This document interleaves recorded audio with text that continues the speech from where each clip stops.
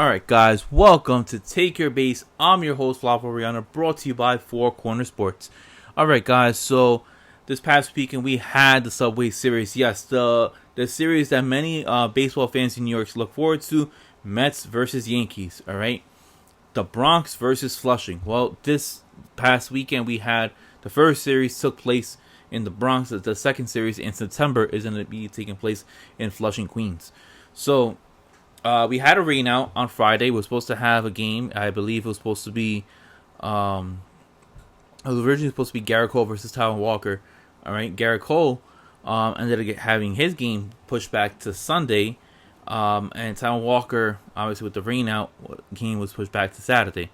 So with that being said, I believe I forgot exactly who. I think it was Jordan Montgomery that was pitching that Saturday game. That Saturday game was the only full 9-inning game that was being played in the series. The Sunday games were obviously doubleheaders, so that would be 7-inning games. Unfortunately, for the time being, it looks like we're going to have a 7-inning doubleheader. The good thing about it is that if you buy a ticket, you are able to be part of the two games instead of one. So one ticket for that doubleheader counts as two games. So that's the good thing for fans. But they're 7-inning games, they're not 9-inning games. That's the little down part about that. But anyways, what's it called? Yeah, so we had a good series. I mean, Mets are coming into town needing to get a victory, or needing to get to win a series, because of the fact that they ended up sliding back. They haven't been looking that great. The Yankees, the same could go for them. They're in fourth place, all right, with the Red Sox leading. Then they have the Blue Jays above them, and then the Tampa Bay Rays. They need to get some momentum going. So, a lot of fans love the series. They, look forward to this. I mean, ticket prices are usually skyrocket for this type of series.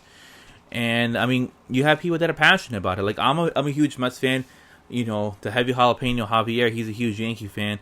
And, it's something that, it's built in. Like, Met fans don't usually root for Yankee fans. Yankee fans usually don't root for Met fans. I mean, I know that's kind of like, you kind of see that like differently, like in football or whatever sometimes. But in baseball, like this rivalry, you don't root for one another, all right? Met fans stick with Met fans. Yankee fans stick with Yankee fans. But, common goal is that we love baseball. So, Saturday, we had Taijuan Walker versus Jordan Montgomery. Gotta say, look, Taijuan Walker, even though he got snubbed as an all-star, and Jacob deGrom says that he has no interest of pitching and possibly won't even attend the all-star game in Denver, Colorado at Coors Field, I gotta say Taijuan Walker would be an excellent representative for the Mets at the all-star game, because he pitched phenomenal on Saturday, all right? He was wheeling and dealing, striking out, controlling the pace. Took a no-hitter into the 6th inning with 1 out. I mean, he was dominating the Yankees. I mean, look, Yankees for years needed some starting pitching, all right? And he had said it before the season had started. The Mets were the only team that sparked any that had any interest in him, right? So he signed with them because he's like, you know what? If this team sees that sees like they are interested in me, then why not? All right. Yankees seem like the type of team that could use a Taijuan Walker. I'm very glad to see that the Mets have him, on their roster as opposed to the Yankees, because he was wheeling and dealing and he was dominating that Yankee lineup. Which that Yankee lineup I'll get to in just a second, because I don't know if I'm gonna do it in this video or maybe in another video about how I feel about that Yankee lineup. But very right hand heavy, and we could already see on like how the dynamics are going to go, because Taijuan Walker, right-hand pitcher, pitching to a whole bunch of right-handers, and that lineup, it was only Brett Gardner. And Brett Gardner, I mean, not for nothing, I mean, this guy is not going to scare you, all right? This guy is not going to jack a home run over the wall. This guy is no Barry Bonds. If anything, he's a speedster who's in his late 30s. He's a 37, 38-year-old, but shows he doesn't really show much of a threat, when he's at the plate. As for the Mets dominated. They ended up exploding. They ended up having a hell of a game, and then some. I mean, Dominic Smith, Francisco Lindor, Pete Alonso. I think Pete Alonso loves playing at Yankee Stadium, because he he ends up putting some phenomenal numbers up there, and he loves the fact that that stadium is very small, so it's easy to hit a monster bomb of a home run. I believe the only run that was scored by the Yankees was Aaron Judge. Aaron Judge ends up hitting a solo home run in the 6th inning, and that ends up becoming the only run of the ball game. But yeah, guys, so Mets take game 1. I'm trying to pull up the score right now because pretty bad with memory when it comes to memorizing scores. Mets ended up winning 8. Oh no, I'm sorry, that was the only run. The Mets ended up winning 8-3. Mets scored in the 5th and 6th inning, and obviously the Yankees ended up scoring only in the 6th inning. But Taijuan Walker pitched phenomenally. He proved why he should be in the All-Star game if Jacob deGrom has no interest of being a part there. Plus, the All-Star game does want at least one player from each team to represent the All-Star game. So he's a perfect candidate, if not Edwin Diaz. Second game, right? What's it called? The second game of the series, the first game of the doubleheader would happen on Sunday. Mets showed why they are pretty dominant, all right? Took advantage of, the situational stuff that was laid upon them. I guess I'm going to just put it all in this video because of the fact that it doesn't pay for me to have to pick and choose my words wisely.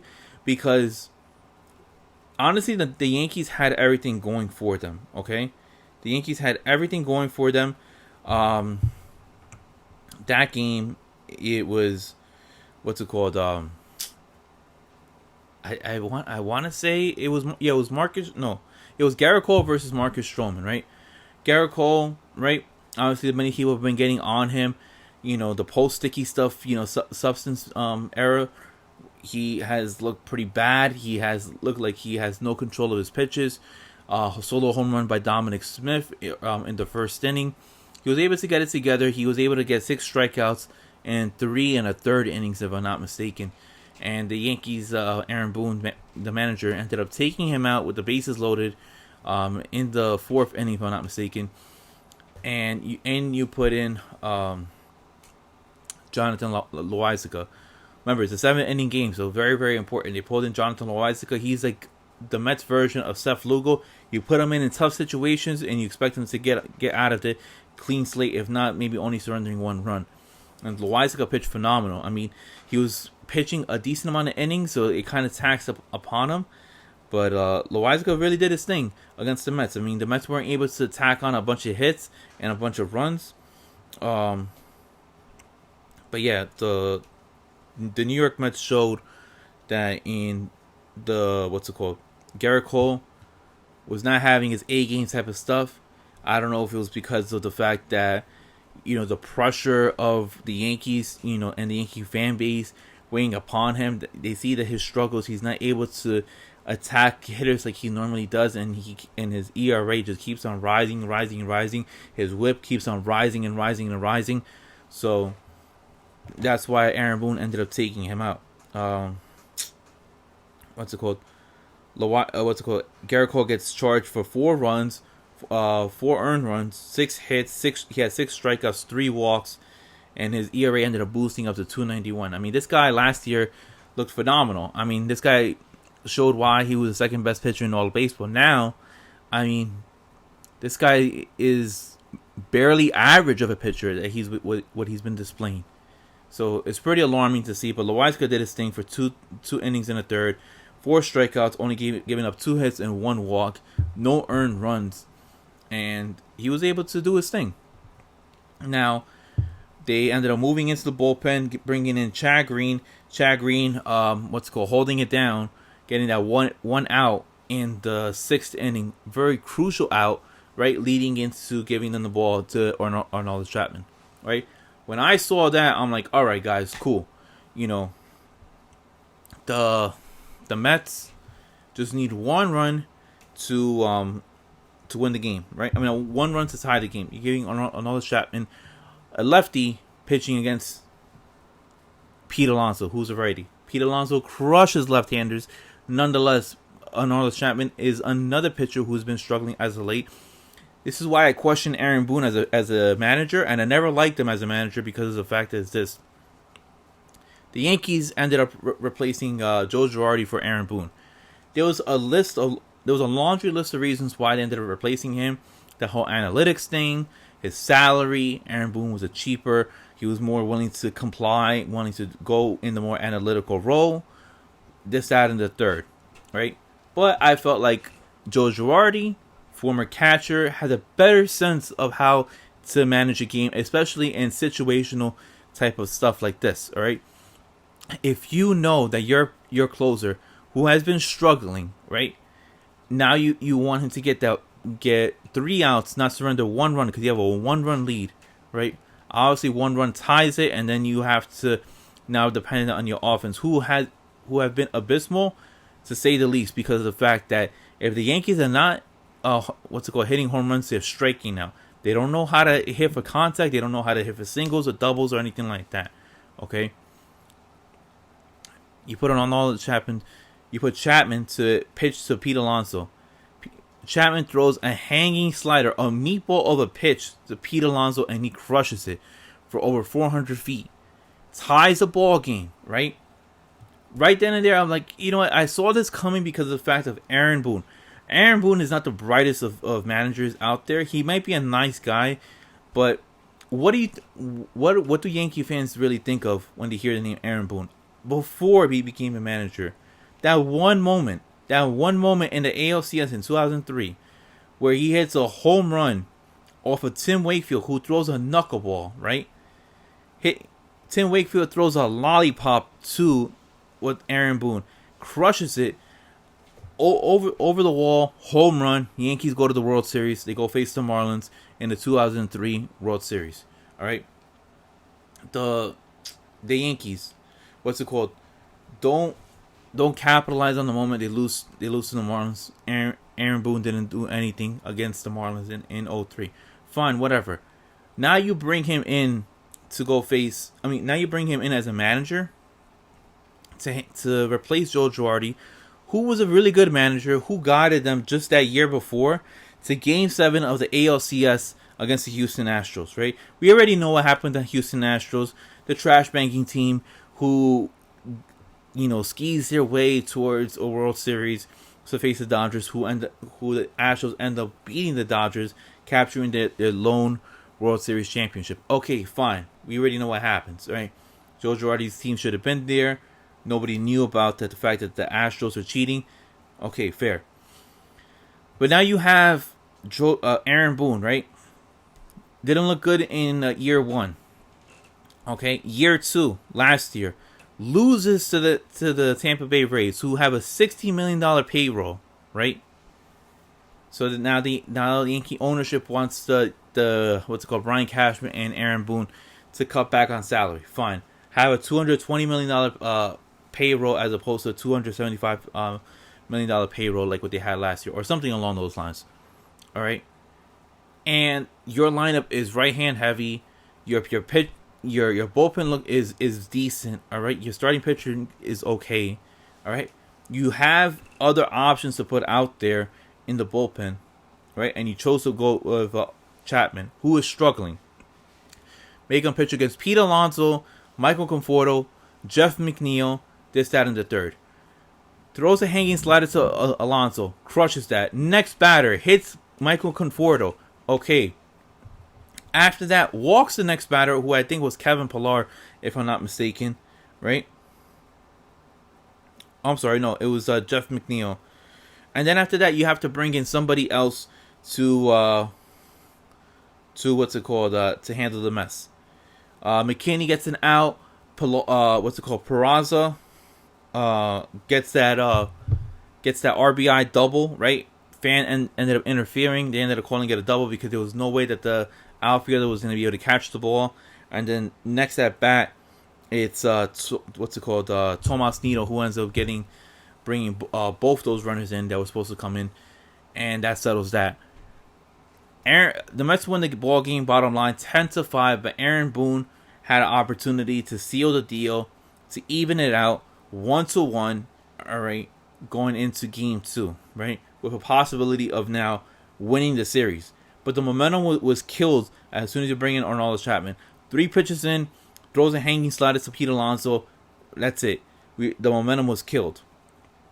Why do I feel like Aaron Boone should get fired? Doesn't have a brain whatsoever. Doesn't have no sense of urgency. Doesn't have no fire, no compassion, none of that type of stuff, right? This is what Yankee fans are telling me. I don't watch every single Yankee ball game just because I'm not a fan, all right? But what I have seen is that Boone doesn't have any type of heart, compassion, or urgency on trying to, reel his players in, all right? They have tons of good batters on that lineup, from LeMahieu to Stanton to Judge to Gleyber Torres to Sanchez and all that type of stuff, and you still guys cannot get it done. They're 9.5 games out of first place. Going into that second game, they ended up winning. They had Ernesto Cortez or something like that. Never heard of the guy. Ended up pitching against what's his name? Corey Oswalt, who, and realistically, he's a AAA starter. He's not a major league starter. It didn't really hurt to see the Mets, lose that game. Bottom line, the Mets ended up winning the Subway Series, the first series of 2. But yeah, guys, so that's what ended up happening. Yankees take 1 game out of 2. Mets obviously took the first 2 games, ended up surrendering the third game. Okay, Cortez was wheeling and dealing. Corey Oswalt was pitching fine, but it's just he doesn't have the capability of hanging in there with that Yankee type of lineup.